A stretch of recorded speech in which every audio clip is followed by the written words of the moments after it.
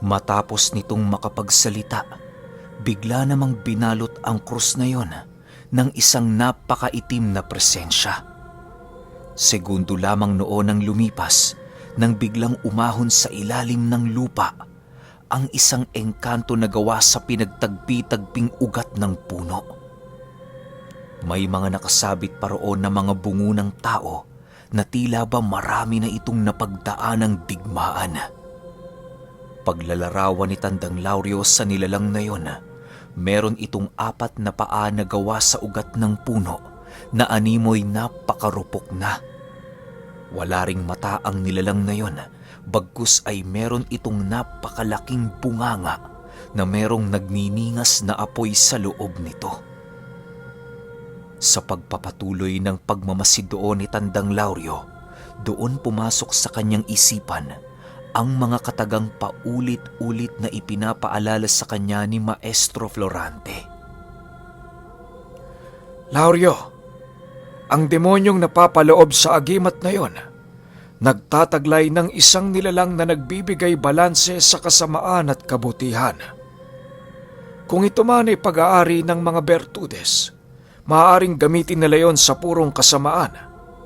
Napakamapanganib sa iyong makaharap ang ganoong uri ng sandata dahil sigurado kung wala kang magiging kawala. Paalala ni Maestro Florante. Dagdag pa nito na ang nilalang na napapaloob sa krus na yon nagmula pa sa mga unang lalang na likha. Itinuturing din ito ng karamihan bilang isang banal na nilalang sa kadahilanang nagawa na nitong masaksihan ang mga naganap na digmaan. Hindi din umano namamatay ang nilalang na yon sa kadahilanang meron itong kakayahan na bumalik sa nakaraan. Ginagamit nito ang mga kaluluwang kanyang nahigop nang sa gayoy magawa niyang posible ang imposible. Nang maalala ito ni Tandang Lauryo, dahan-dahan naman siyang lumayo sa nilalang na yon. Ilang minuto pa ang lumipas, nasipat na niyang lumipat sa bertudes ang engkanto na tinawag ng armas nito. Pagsipat nito sa kanyang kinaroroonan, dali-dali naman itong ikinumpas ang kanyang krus na tangan-tangan. Kasabay nito ang paglusob ng nilalang. Wala nang nagawa noon si Tandang Lauryo kung hindi ang kumaripas ng takbo habang patuloy na hinuhulaan ang mga susunod na gagawin ng kanyang kalaban.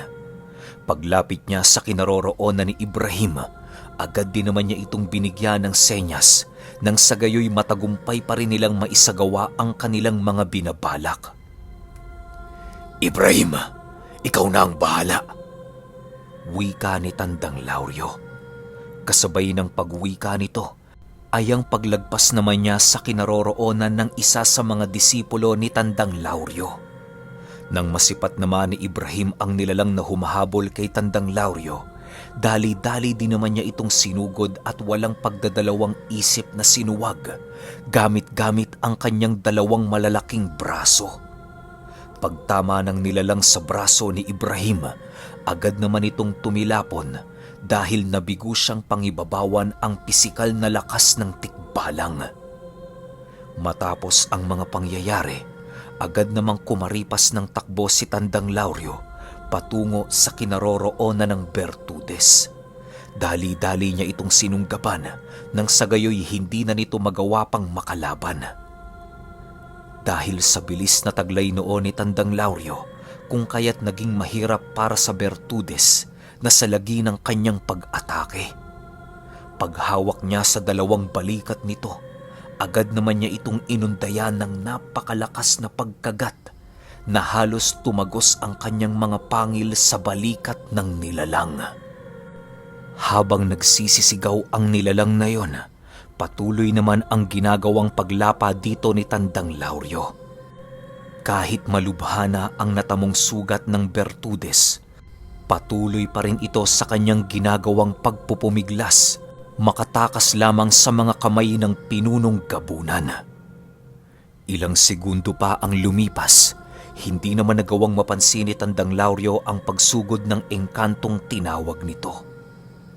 paghawak ng nilalang na yon sa kanyang dibdib, agad naman itong ibinuka ang kanyang bunganga upang magawa na nitong maumpisahan ang paghigop ng kaluluwa. Nagkakamali ka, Ikran. Huwag mong mamaliitin ang kakayahan naming mga Bertudes. Wika ng nilalang na patuloy na nilalapa ni Tandang Lauryo. Matapos niyang marinig ang sinabi nito, tila ba dahan-dahan ang nandidilim ang kanyang paningin dahil sa patuloy na pagkawala ng kanyang kaluluwa.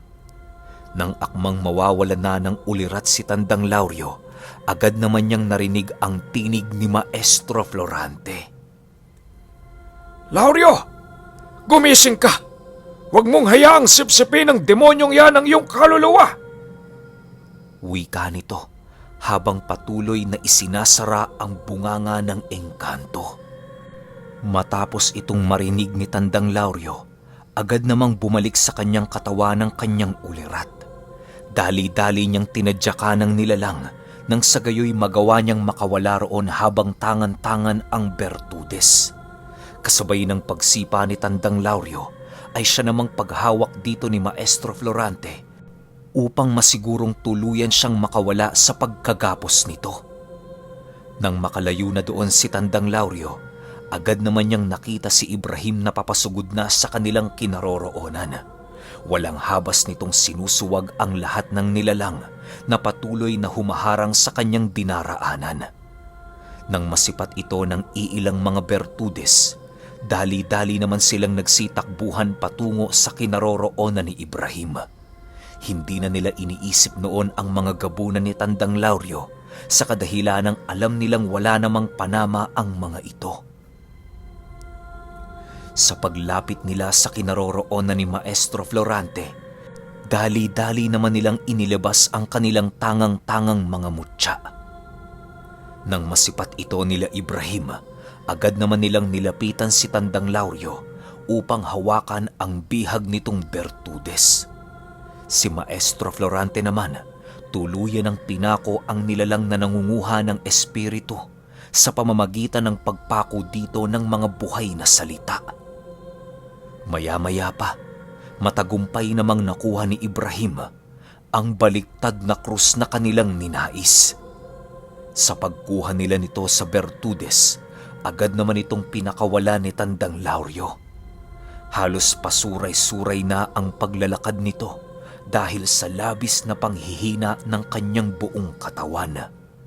Bago pa man makalapit ang Bertudes na yon sa kinaroroonan ng kanyang kasamahan, bigla naman itong naging abo na siyang labis na ikinagulat nila Tandang Lauryo. Mahusay, albularyo.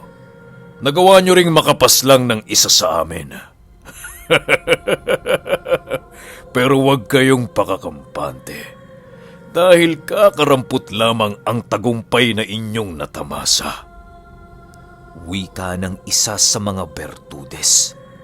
Kasabay ng pagwika nito ay siya namang paghanda ng mga Bertudes upang maipagpatuloy ang naantalang digmaan. Sa muling pagsugod ng mga nilalang sa kinaroroonan nila Tandang Lauryo, agad naman itong sinalubong ng iilang mga gabunan na nasa paligid. Sumugod na din doon sila Ibrahim nang sa gayoy magawa nilang matulungan ang kanilang mga kasamahan. Ang iilang mga albularyong patuloy na nakikipaglaban sa lugar, pinili na ding lumapit sa kinaroroonan nila Maestro Florante upang mas lalo pang mapalakas ang kanilang hanay. Sa pagpapatuloy ng kanilang pakikipaglaban, halos ramdam na nila Maestro Florante ang dahan-dahang paghina ng kanilang pangkat. Nagagawa na silang masukol noon ng mga Bertudes sa kadahilan ng nagagapi na ng mga ito ang iilang albularyong patuloy na dumidepensa sa kanilang hanay. Ilang minuto pa ang lumipas, bigla namang nasipat ni Tandang Lauryo ang isang Bertudes na papasugod sa likuran ni Maestro Florante. Nang mapagtanto niyang hindi ito nagawang maramdaman ng maestro, agad naman niyang iniwan ang kanyang kalaban upang salagi ng pag-atake nito. Gamit-gamit lamang ang kanyang mga matatalas na kuko, nagawa niyang mapigilan ang isang napakalakas na pagsapak ng Bertudes. Halos tumilapon siya noon sa gitna ng palayan dahil sa lakas na pinakawala ng Bertudes. Pagtayo ni Tandang Lauryo, doon na niya nakita ang mutya ng tubig nitong tangan-tangan. Habang naglalakad yon patungo sa kanyang kinaroroonan, agad naman itong hinawakan ni Maestro Florante at mabilisang ibinalibag sa lupa. Lauryo! Bumalik ka rito!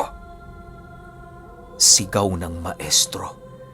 Nang marinig ni Tandang Lauryo ang sinabi nito, agad naman niyang nasipat ang mga Bertudes na papalapit sa kanyang kinaroroonan.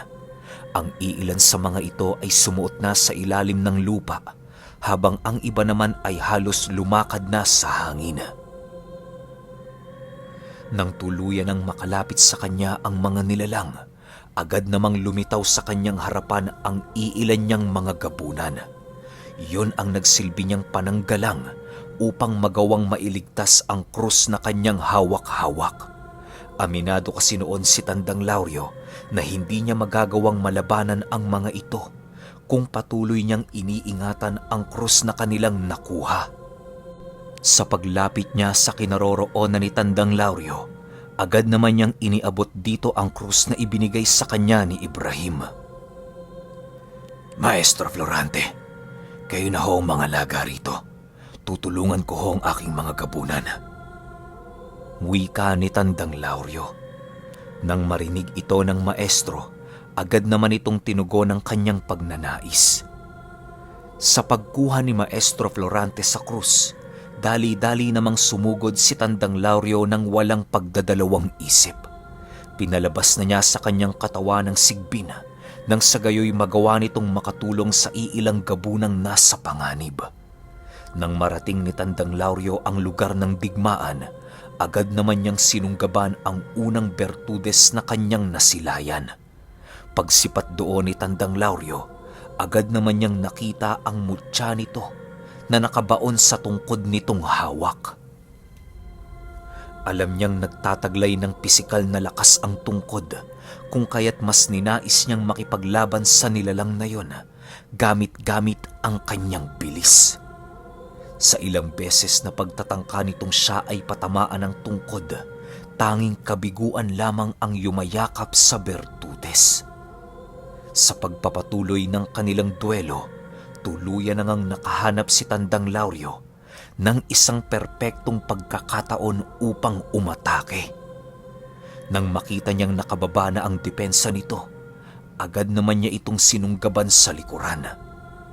Paglapat ng kanyang matatalas na kuko sa likod ng Bertudes, agad naman siyang kumawala nang maramdaman niya ang dahan-dahang pagkaparalisa ng kanyang mga kamay. Habang patuloy niyang pinakikiramdaman ang kanyang sarili, panay naman ang paghalakhak ng nilalang. Anong akala mo, gabunan? Napakadali lang na kami ay mapangibabawan? Wika ng Bertudes habang patuloy siyang pinagmamasdan. Ilang minuto pa ang lumipas, tuluyan na ngang kumalat sa katawan ni Tandang Lauryo ang pagkaparalisa. Halos hindi niya noon nagagawang maigalaw ang kanyang mga kamay, maging ang kanyang mga paa. Wala na siyang naiisip na gawin noon kung hindi sakta ng kanyang sarili nang sa gayoy magawa niyang makawala sa sumpang hatid ng bertud na tangan-tangan ng Bertudes. Nang magawa na niyang maibalik ang kanyang mga paa at kamay, ipinagpatuloy niya pa rin ang kanyang ginagawang pagpapanggap. Alam niyang masyadong bilib ang mga Bertudes sa kanilang mga kakayahan na maaaring maging susi din ng kanilang kamatayan. Sa pagpapatuloy ng pagpapanggap ni Tandang Lauryo, dahan-dahan namang lumapit sa kanya ang demonyo. Panay pagtawa lamang ang ginagawa nito sa kanya na tila ba hawak na nito ang tagumpay. Paglapit nito sa kanya, agad naman itong hinawakan ang kanyang buhok habang nagwiwika ng, naway maging masaya ang iyong paglalakbay patungo sa lugar ng aming Panginoon.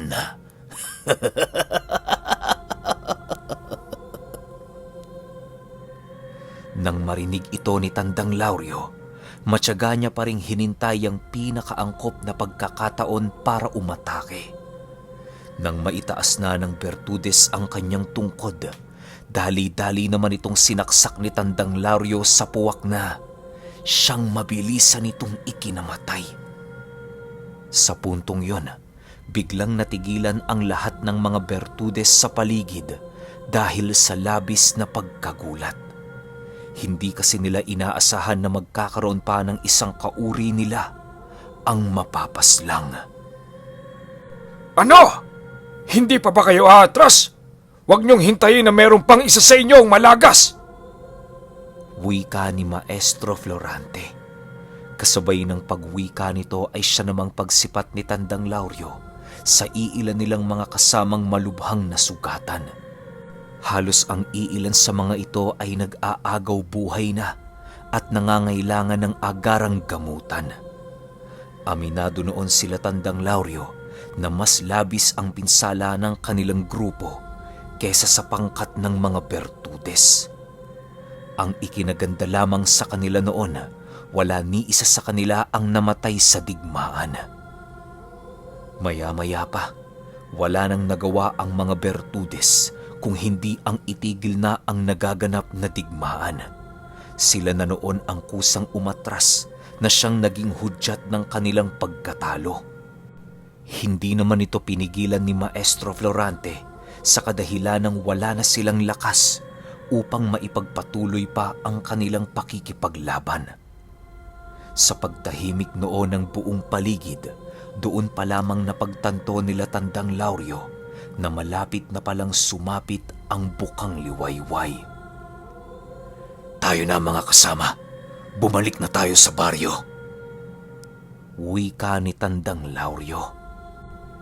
Kasabay ng pagwika nito ay siya namang pagtulong ng kanyang mga gabunan sa mga albularyo at kasamahan nilang lubhang nasugatan.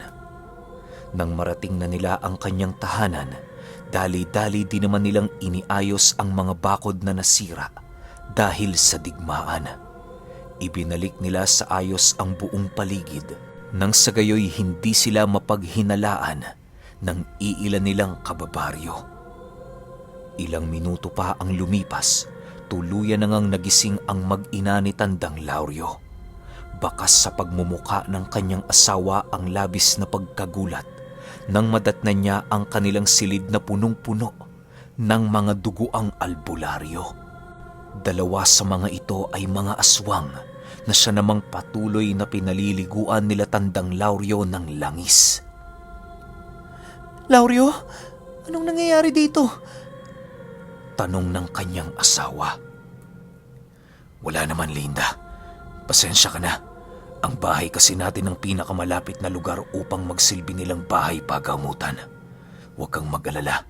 Maya-maya ililipat din namin sila. Sagot naman ni Tandang Lauryo. Matapos niyang makapagsalita, agad din naman niyang inilahad sa kanyang asawa ang mga totoong nangyari. Hindi na niya itinago ang bagay na yon upang kahit papaano'y hindi ito mapaisip ng husto. Nang sumapit na ang umaga, agad namang nagsihanda sila Maestro Florante para sa kanilang gagawing paglalakbay patungo sa kanilang tirahan. Sumunod na dinoon si Tandang Lauryo sa kadahilanang may gagawin pa silang pagpupulong doon. Habang nasa kasagsagan sila ng paglalakad, patuloy naman nilang pinag-uusapan ang nangyaring digmaan. Ayon kay Maestro Florante, hindi umano maituturing na tagumpay ang nangyaring pag-atras ng mga Bertudes sa kadahilanang alam niyang meron pa itong ibang dahilan. Maaaring ang pagsapit ng umaga noon ang nagsilbing rason ng mga ito kung bakit nagawa nilang itigil ang digmaan. Kung nagkataong hindi pa sumapit noon ang umaga, siguradong may kalalagyan ang kanilang pangkat. Halos silang 5 na lamang kasi noon ang nakikipaglaban sa kadahilan ng karamihan sa kanilang mga kasama ay labis ng pinanghihinaan. Lauryo, pagsabihan mo ang iyong mga gabunan na maghanda sa mga susunod na gabi. Alam kong babalik pa sila dahil hindi pa tapos ang kanilang mga misyon. Wika ni Maestro Florante. Maestro Florante, babalik pa ho ba kayo sa aming baryo? Nag-aalalang tanong ni Tandang Lauryo. Oo, Lauryo, babalik kami. Subalit sa ngayon, kayo na lang muna ang magbantay. Pagtutuunan ko muna ang panggagamot nang sa gayoy wala sa mga ito ang mamatay. Sagot naman ni Maestro Florante. Huwag kang mag-alala, Ginoong Lauryo. Kasama mo ako sa pagbabantay. Alam kong magagawa natin silang labanan kung tayo ay magtutulungan. Singit naman ni Ibrahim.